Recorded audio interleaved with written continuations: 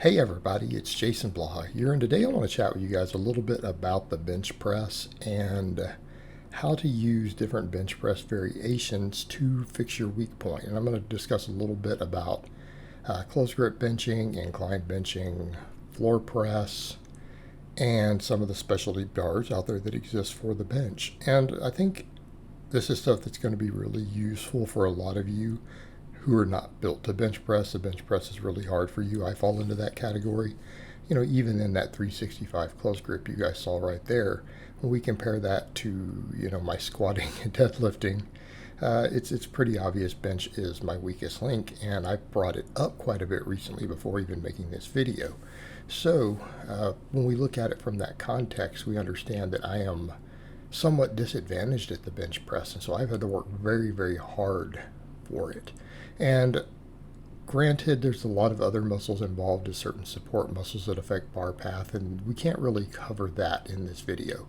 So what I want to talk about just a little bit is how these different variations will help us get better at missing off the bottom, missing in the middle, versus missing a lockout. So right up front, let's discuss why we miss, or the most likely culprits for missing a lift at a certain place. If you miss right off the chest, meaning not that you just stick on the chest, if it just sticks to your chest and you can't break it off, guess what? It's just too heavy for you. Right? It's just too heavy. But if you're missing, say, 2 or 3 inches off the chest, all right, you're missing a couple inches off the chest, you can get it started. Or when you're doing heavier work, it's very slow off the chest, but it gets faster as you move it. You probably have weak shoulders. You have weak deltoids, right? And we don't mean weak necessarily as in they're weaker than the average person. We just mean that it's weak relative to things like your pecs and your triceps. And we need to keep in mind all 3 of these muscles impact the entire movement, meaning pecs, delts, and triceps are worked and do contract pretty hard through the entire movement, whether it's the bottom, the middle, or the top. But what we're talking about is where we tend to have weak links based upon that. So if we look at different bench variations of what we can do just for our rep work on the benching, here's what we want to look at. If you miss right off the bottom, you need more delts. Well, if we start looking at things like cambered bars, right, you'll see a cambered bar here, and it could be a cambered bench bar, it could be a buffalo bar, just a bow bar. There's obviously, this one's going to be more aggressive. All right, if you're weak right out of the bottom, these bars activate more delt when we look at them. Right, they tend to activate more deltoid on the EMGs and studies that have looked at it considerably more. Okay, so they're an option for you. They're an option for you.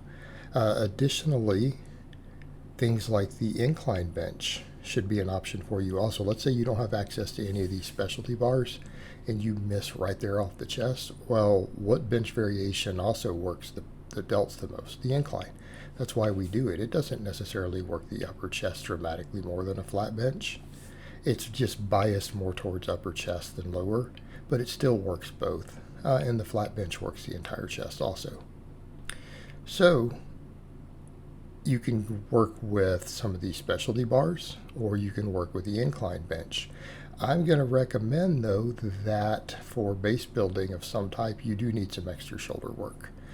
Because, again, that's actually the most common place to miss a bench, especially if guys who already do a decent amount of benching, so they've got bench volume in.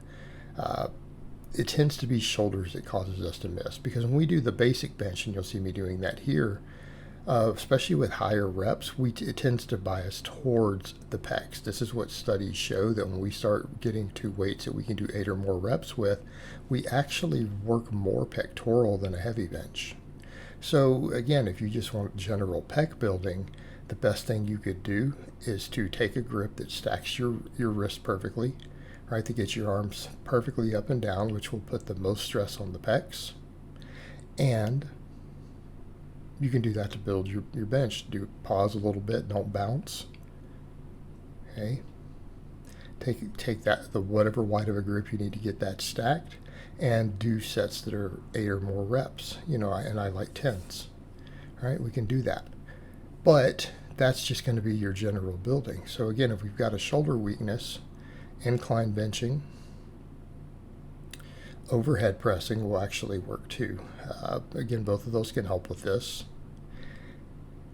But also, if you don't want to do those movements, the cambered bars of any type will also get it done. Now, if you tend to miss in the mid-range, it is most likely pectoral, right? It's almost likely pectoral. When we mean mid-range, I'm talking more than 4 inches off the chest. So you'll find that floor pressing is actually very beneficial for this. Like if you can get the weight fast off your chest and it sticks in the middle, the floor press tends to be a great variation because it removes our ability to have leg drive, and most people can't touch the chest. I'm usually, depending on how tight or how I arch, an inch or two off the chest at the most. If I arch a little bit and dig in certain ways, I can of course touch the bar to my chest, depending on where I grip it. But for most people, it's not going to touch the chest. And so look and see where it's at. And if your miss point is at least 1 to 2 inches to where you tend to stick or really slow down above where the floor press is, the floor press works very, very well for that. And it builds the pecs in that way. It takes your ability to use leg drive out and it forces you to work a little harder through that middle. The floor press is also, incidentally, unless you're really thin and it's only a half rep, tends to be a very, very good chest exercise. So you could do normal benching in that case, right? Like we discussed already, find your best stacking. You could do that, or you could do floor pressing, right? You could do both.